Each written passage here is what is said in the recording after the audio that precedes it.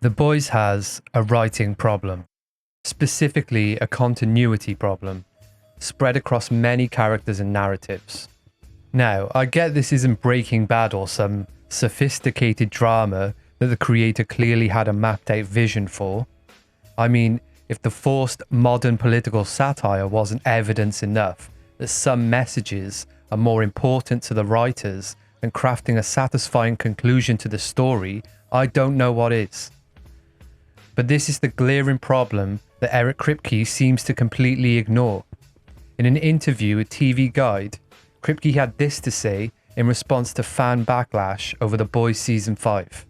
I'm getting a lot of online dissatisfaction, to put it politely, and I'm like, what are you expecting? Are you expecting a huge battle scene every episode?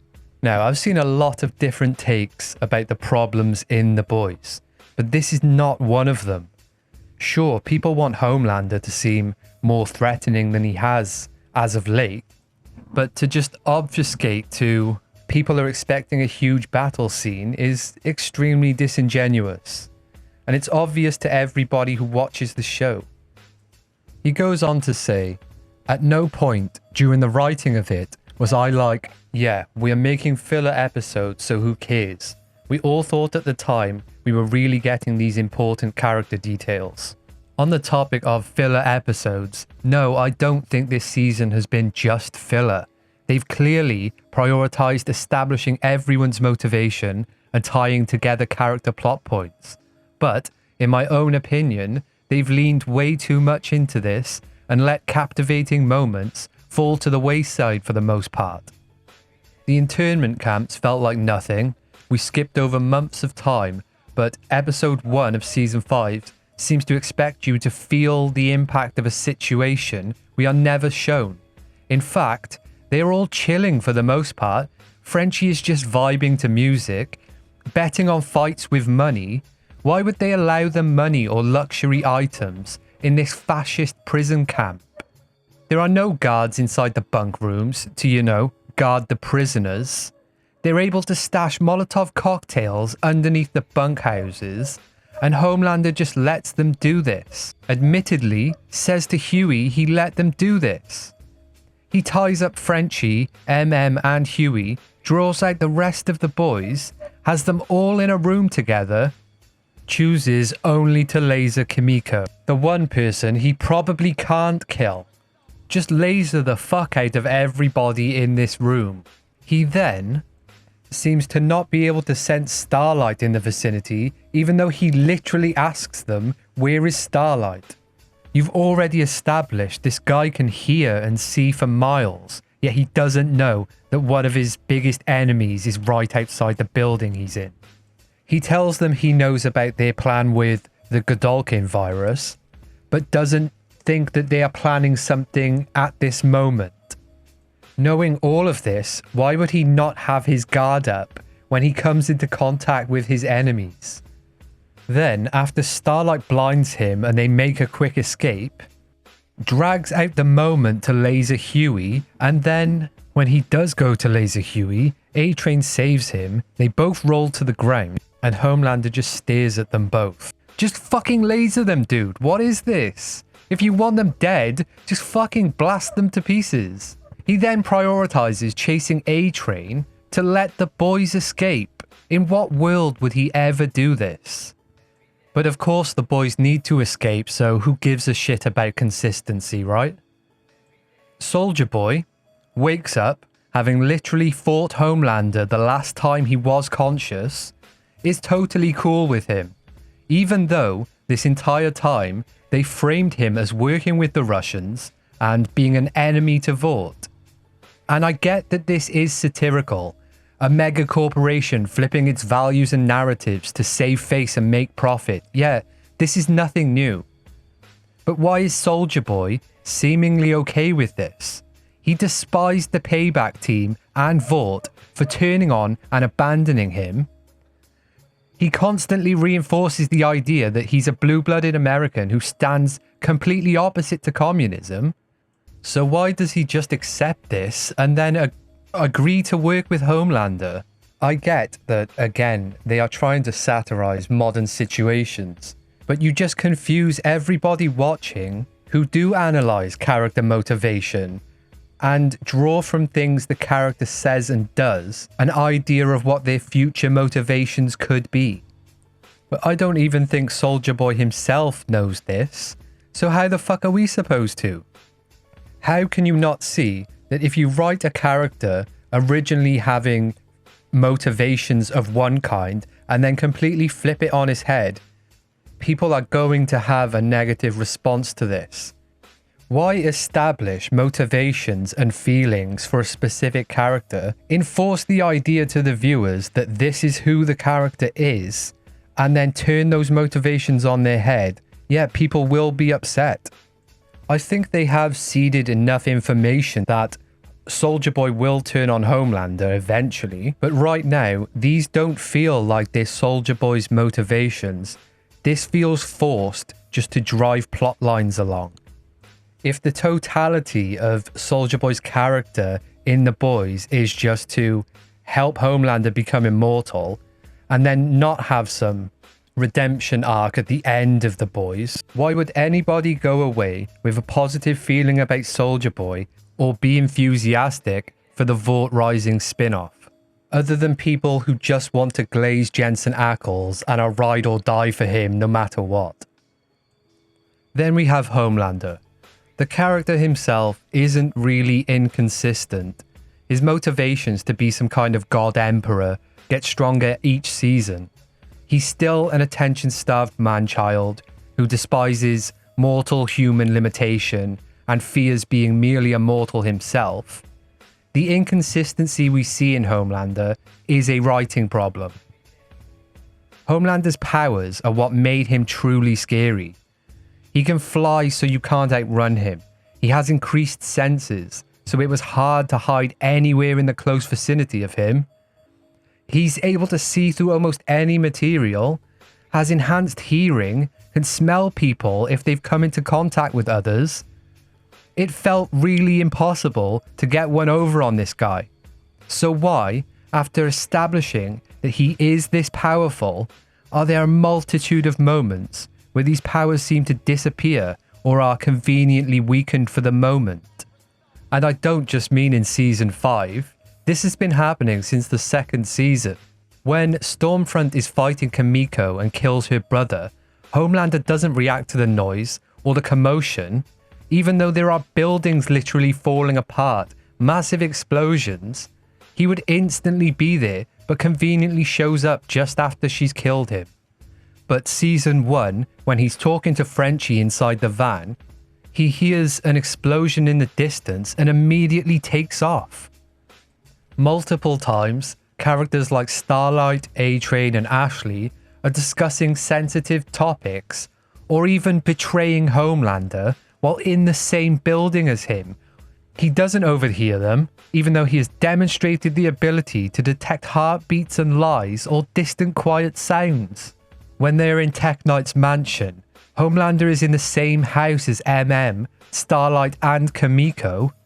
They are literally fighting Firecracker and Sister Sage.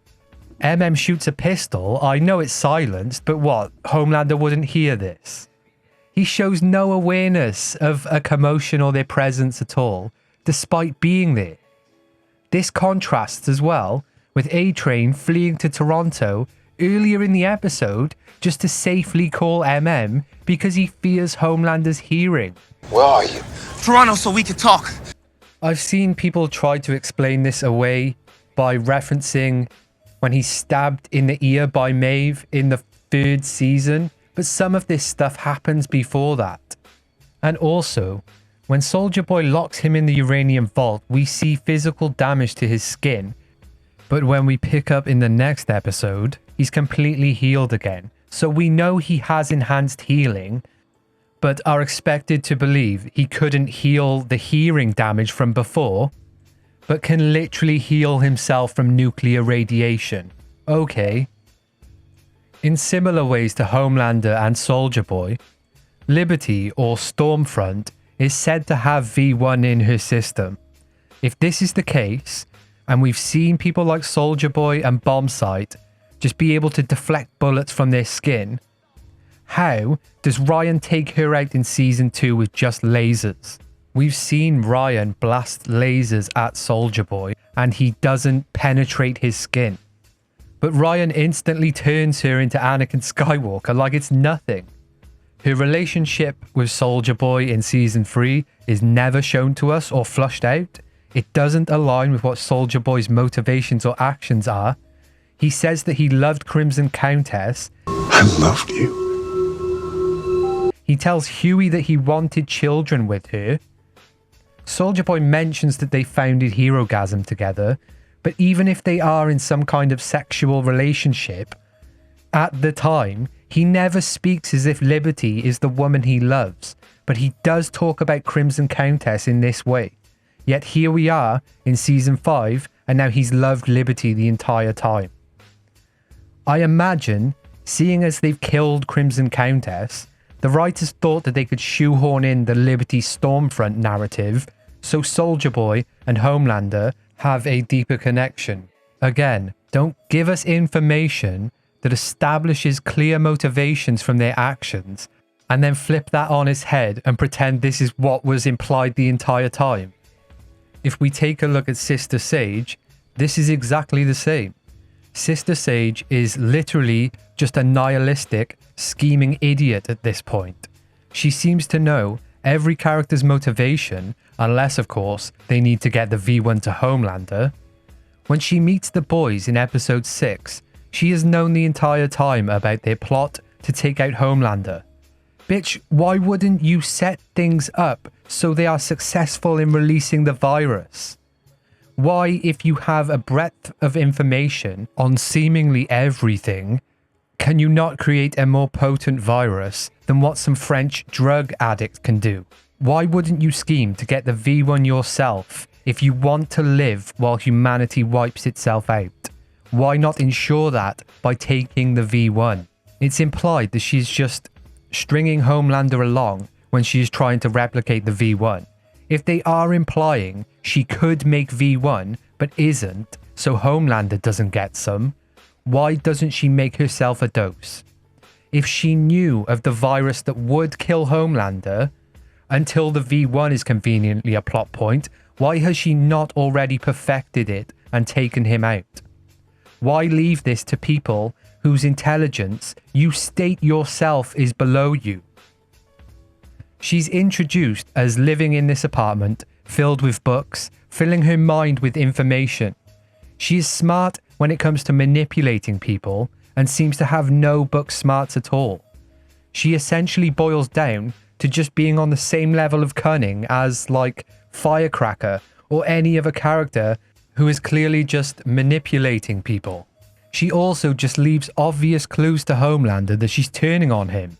Why would she not want to appear loyal to him for as long as possible, yet she just obviously sets him up with a laptop and leaves a Taco Bell receipt that clearly would only be from her?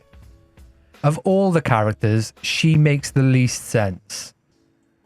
And the last point I want to make is about Kimiko.